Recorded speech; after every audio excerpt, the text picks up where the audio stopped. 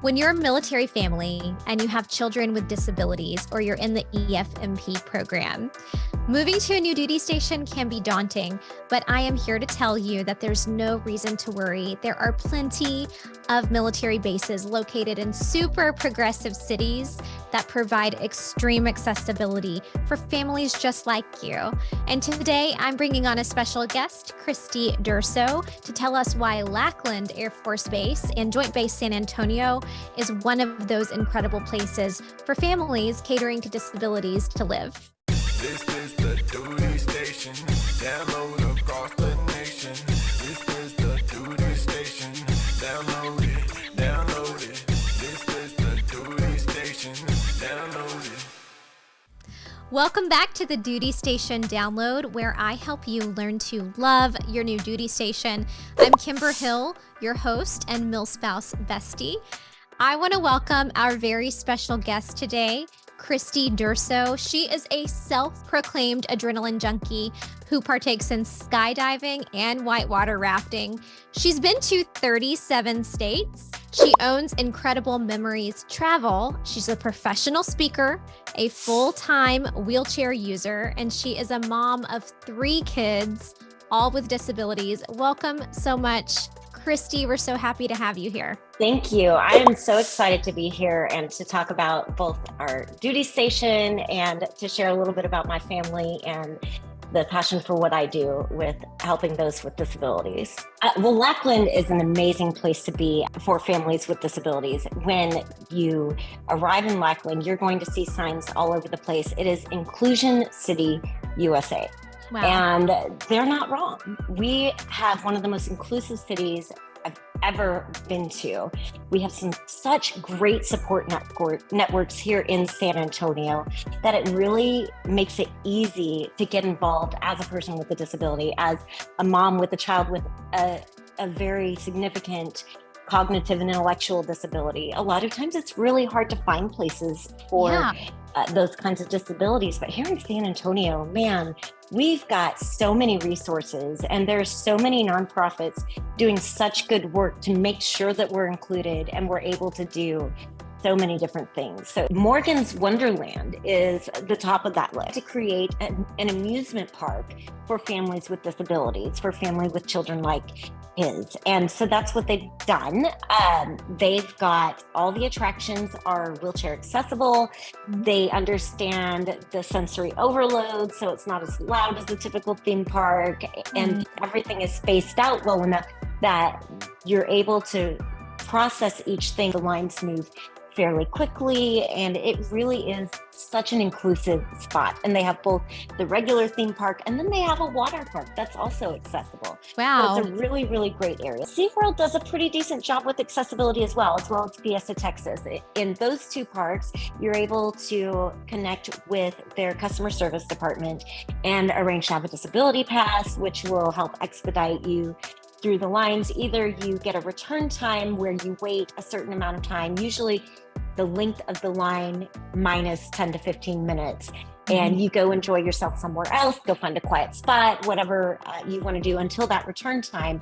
And then you're able to bypass the line and get right on the attractions. So that makes those attractions really easy and really doable. The river walk is accessible by elevator, and most of the elevators work most of the time. The Alamo, of course, is very accessible as well. And they have a model Lego Alamo that is being displayed. A family put together an entire model of the Alamo, designed it themselves, and That's incredible.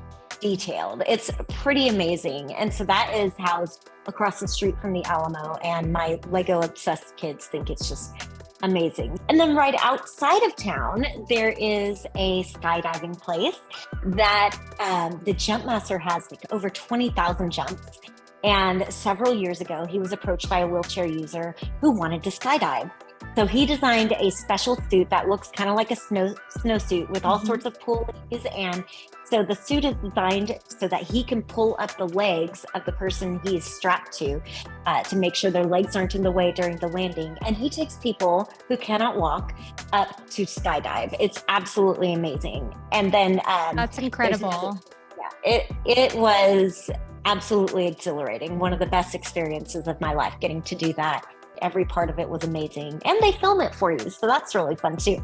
Yeah. So, and then Project Airtime has a couple of hang gliders out in that area as well. And that's a company that gives free rides in their paragliding machines to go up and take a little tour with them. And that's for the entire family, not just the person with a disability. So very, very cool.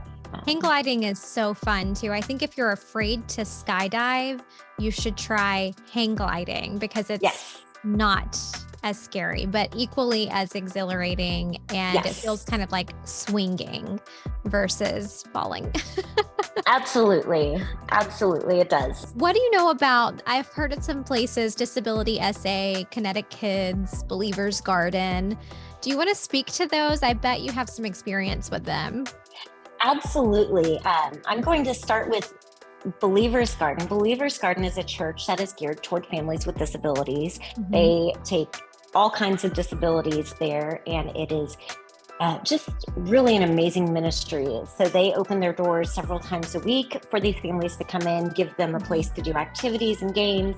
And then they also have services specifically for them. If you have a family member who has a cognitive disability or an intellectual disability, sometimes they are very vocal.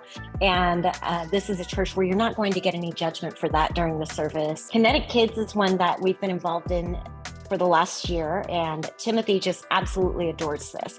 So these are kids who have either cognitive and intellectual disabilities or they have mobility disabilities, and they are invited to do sports, and they have everything: CrossFit, gymnastics, dance. They even have a theater class, archery, swimming, baseball, football, soccer. There's no way that Timothy could ever join a regular baseball league. There's no way he could be on a regular soccer team.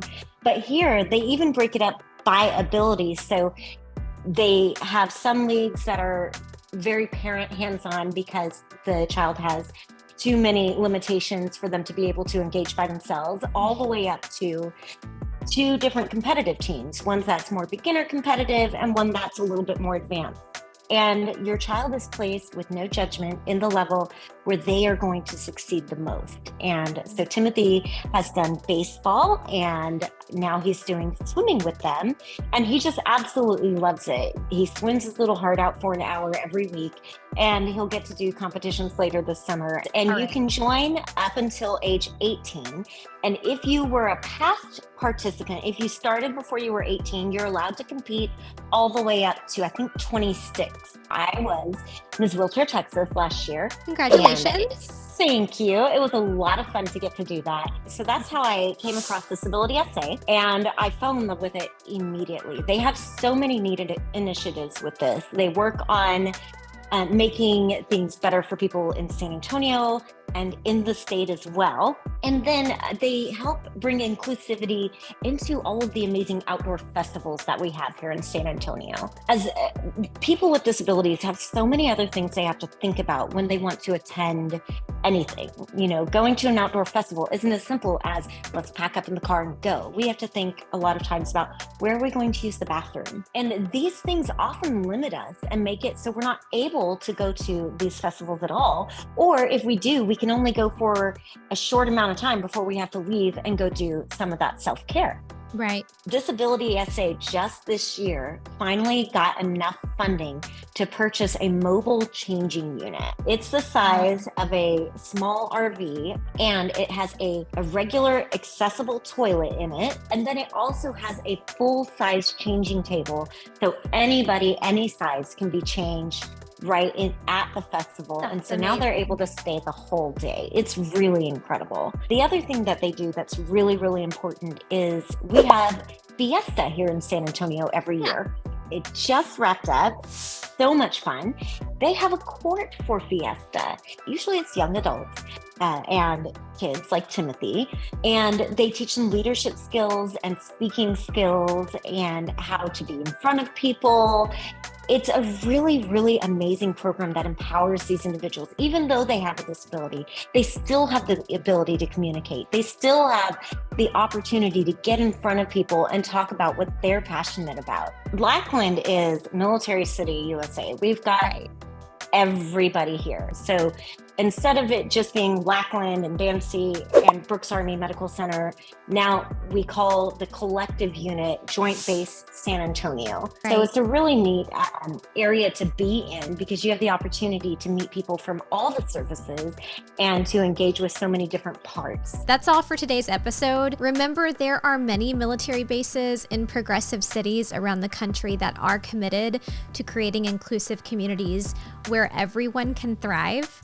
Let me direct our listeners to incrediblememoriestravel.com. Kristy can book a vacation for you anywhere, and I encourage you to use her. She's a dream to work with. If you'd like to reach out to Kristy directly, that's Kristy, Kristy,